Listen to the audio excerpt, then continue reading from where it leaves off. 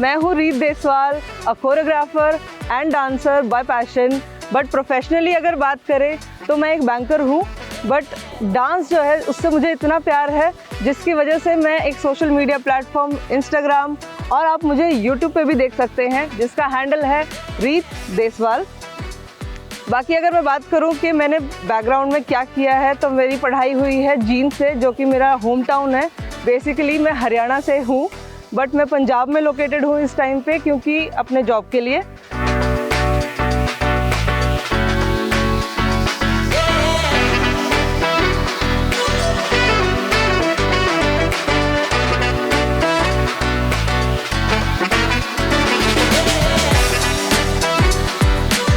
अगर मैं अपनी वीडियोस की बात करूं तो मैंने अपनी जर्नी स्टार्ट की थी, फर्स्ट वीडियो जो थी 2021 में। पूरी स्टोरी आपको सुनाती हूँ कि मैंने कैसे, कब, कहाँ, कैसे स्टार्ट किया। मैं अपनी जर्नी बता रही थी आपको। तो डांस का जो मेरा सफ़र है वो बचपन से ही शुरू हो गया था। मतलब वीडियो मैंने अभी बनानी शुरू करी है बट डांस मैं बचपन से ही करती आ रही हूँ। जैसे टीवी पे अगर कोई गाना चल रहा है मैं उस स्टेप को कॉपी करना शुरू कर देती थी, जो कि जैसे कोई गाना लगा लो, मुकाबला एक गाना था प्रभु देवा जी का।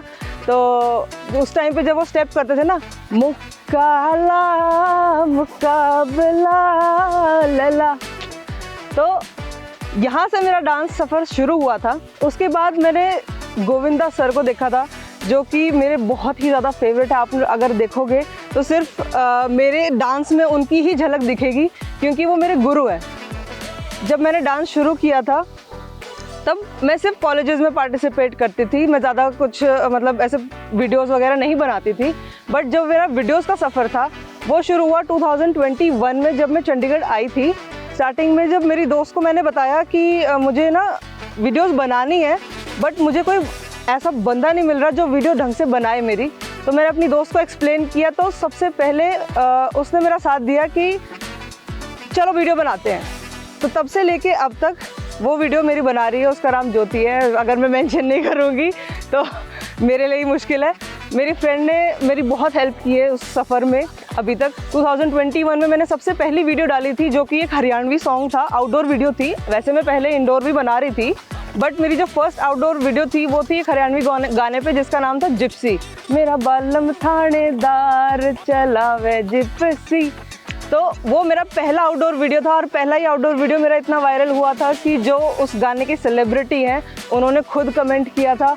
उसके बाद धीरे धीरे मेरे जितने भी वीडियोस आते रहे, कभी बॉलीवुड आया, कभी हरियाणवी आया, कभी भोजपुरी आया। मतलब एक लैंग्वेज से मैं रिस्ट्रिक्ट नहीं हुई थी, मैं काफ़ी लैंग्वेजेस में वीडियो बनाई। सबकी सब बहुत ही प्यार मिला मुझे सब लोगों से। तब से लेके अब तक बस वो सफ़र कंटिन्यू ही चल रहा है एंड काफ़ी ज़्यादा मुझे प्यार मिल रहा है। उसके लिए मैं बहुत ही ग्रेटफुल हूँ, ग्रैटिट्यूड है मेरी तरफ से। तो ये था मेरी जर्नी के बारे में। मैंने अपने पैशन को पूरे दिल से फॉलो किया एंड एक मोटिवेशन होती है लाइफ में, सिर्फ उसकी ज़रूरत होती है, उसके बाद आप पता नहीं कहाँ पहुँच जाएंगे।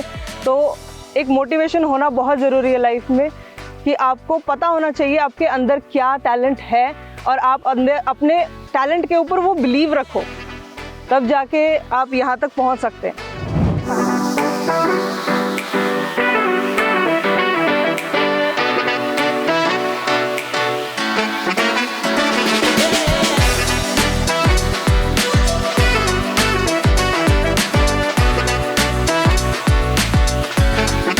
जैसे कि जो कोई अपनी जर्नी स्टार्ट करता है तो उसको एक हर्डल फेस करना पड़ता है, मुश्किलें आती हैं, सबको फेस करनी पड़ती है। वैसे मुझे भी फेस करनी पड़ी थी। सबसे मेन जो थी वो फिज़िकल हर्डल थी कि बार बार मेरी तबीयत ख़राब हो जाती थी और स्पेशली अभी जो प्रॉब्लम मुझे हो रखी है वो है बैक वाली प्रॉब्लम, क्योंकि मेरा एक्सीडेंट हुआ था।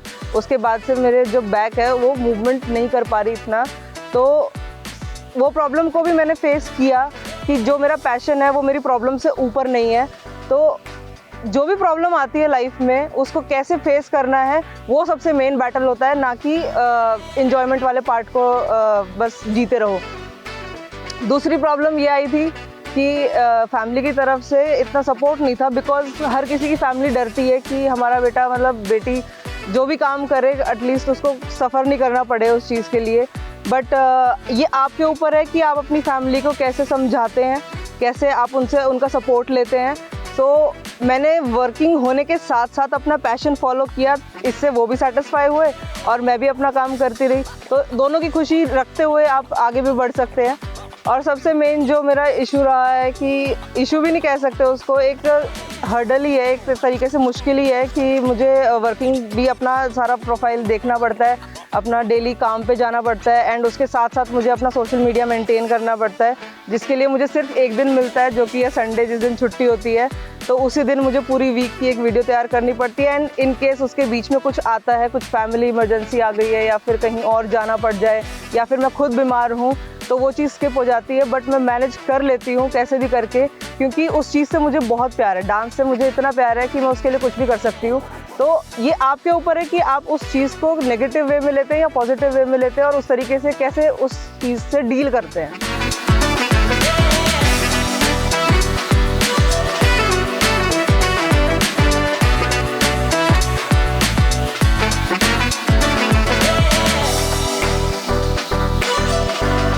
तो हमने अभी बात की थी हर्डल्स के बारे में, बट उन हर्डल से डील करने के लिए एक मोटिवेशन की भी ज़रूरत होती है, जो कि बहुत ही इम्पॉर्टेंट चीज़ है। तो अगर प्रॉब्लम है तो उसका सॉल्यूशन भी होता है। सबसे पहली मोटिवेशन तो यही है कि कोई भी प्रॉब्लम इतनी बड़ी नहीं होती कि उसका कोई सॉल्यूशन ना मिले। आपकी लाइफ में ना हर छोटी चीज़ बीच में आएगी, जैसे आपकी हेल्थ हो गई, आपकी फाइनेंशियल कंडीशन हो गई, रिलेटिव्स हो गए, पेरेंट्स हो गए, या फिर नॉर्मल पब्लिक लगा लो, सोसाइटी भी बीच में आती है, जिसमें इन सब से फाइट बैक करना बहुत ही मुश्किल है। बट जिस दिन आप वो चीज़ सीख जाओगे, वहीं से ही आपका सफ़र मेन शुरू होता है। जैसे मुझे बहुत नेगेटिव कमेंट्स आते हैं कि मोटी है, भैंस है, ऐसे कमेंट्स मुझे रास्ते में चलते हुए भी आते हैं। अगर मैं वीडियो बनाऊं या ना बनाऊं, मुझे ये कमेंट्स आएंगे ही। वो मेरे ऊपर है कि मैं उस चीज़ को कैसे इग्नोर करती हूं और कैसे जो पॉजिटिव कमेंट्स हैं उनको अपने तक रख के आगे काम करती हूँ। तो सबसे मेन यही है कि आप जो भी नेगेटिव चीज़ें हैं उनको अवॉइड करते जाओ, जो पॉजिटिव चीज़ें हैं उसकी तरफ काम करते जाओ, वहीं से आपका सफ़र मेन शुरू होता है। कई बार ऐसा होता है कि आप कंटेंट कुछ डालते हैं, उसके नीचे इतने गंदे कमेंट्स होते हैं कि सपोज़ कोई आपका फैमिली मेम्बर उस कमेंट को रीड करता है, तो उनको भी ऐसा लगता है कि छोड़ दो यार, क्यों कर रहे हो, इतने गंदे कमेंट्स आ रहे हैं तुम्हारे पास। तो वहाँ उस चीज़ से आपको कैसे डील करना है, ये आपको ही देखना है, क्योंकि जो हमारी फैमिली होती है वो हमारा पॉइंट ऑफ व्यू समझ सकती है, दूसरे का पॉइंट ऑफ व्यू नहीं समझेगी।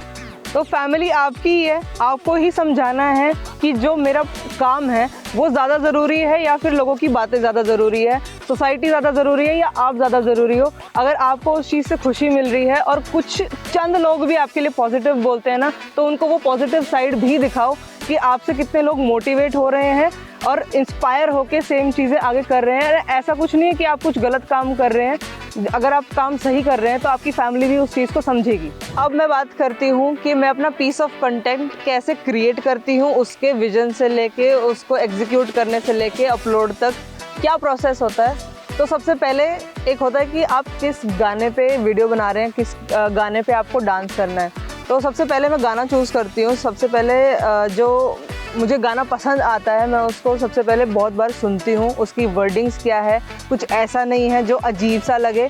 तो सबसे पहला होता है गाना चूज़ करने का कि आप कौन से गाने पे करना चाहते हैं एंड वो गाना कितना आप दूसरों को कनेक्ट करके प्रेजेंट कर सकते हैं।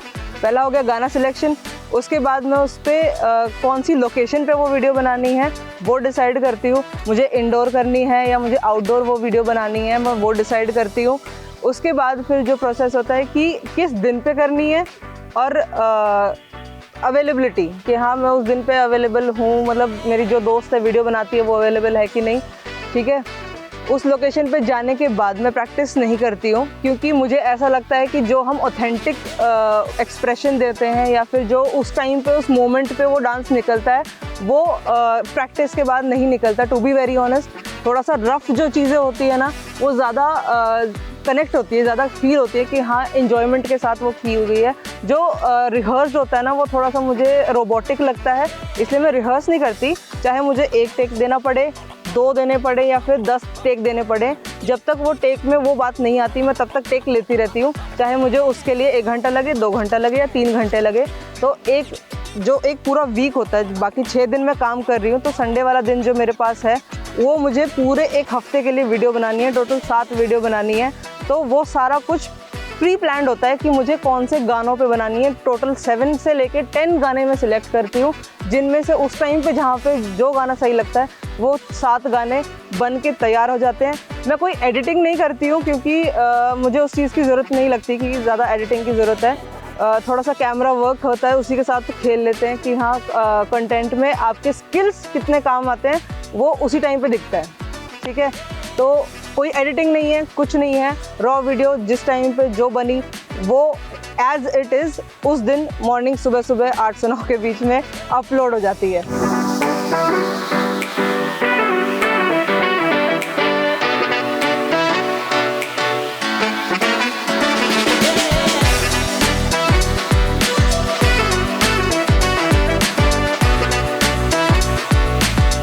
काफ़ी लोग हैं जो मुझसे पूछते हैं कि हम आगे कैसे बढ़ें, तो उनके लिए मेरा एक ही आंसर होगा कि अगर आपका विजन क्लियर है, आपकी क्रिएटिविटी आपको पता है किस लेवल की है, तो आप आगे बढ़ सकते हैं। और आजकल कोई ज़्यादा बड़ी बात नहीं है, सबके पास फ़ोन होता है। ये भी नहीं कह सकते कि फाइनेंशियल कंडीशन ठीक नहीं है। फ़ोन आपके पास हो, आपके फ्रेंड के पास हो, आपके किसी फैमिली मेम्बर के पास हो, फ़ोन उठा के बस वीडियो ही तो बनानी है। इतनी सी मोटिवेशन चाहिए कि अगर आपके अंदर वो बात है ना और आप वो सामने वाले को दिखा सकते हो, वो आपका विजन इतना क्लियर है, तो आप कुछ भी कर सकते हो।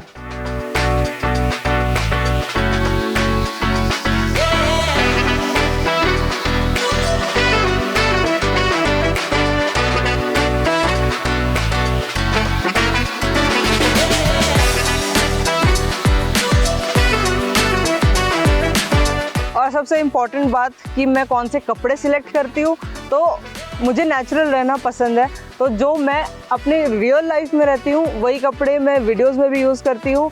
मेरे पास 365 डेज़ के लिए कपड़े नहीं हैं। जो मैं हूँ मैं वो रियल हूँ और आप लोग के सामने ही हूँ। तो आप मेरे एक ही कपड़े में काफ़ी सारी वीडियोस देख लोगे, क्योंकि आई थिंक कपड़े से ज़्यादा टैलेंट मैटर करता है और आप कितना लोगों से कनेक्ट करते हैं वो मैटर करता है, कपड़े नहीं।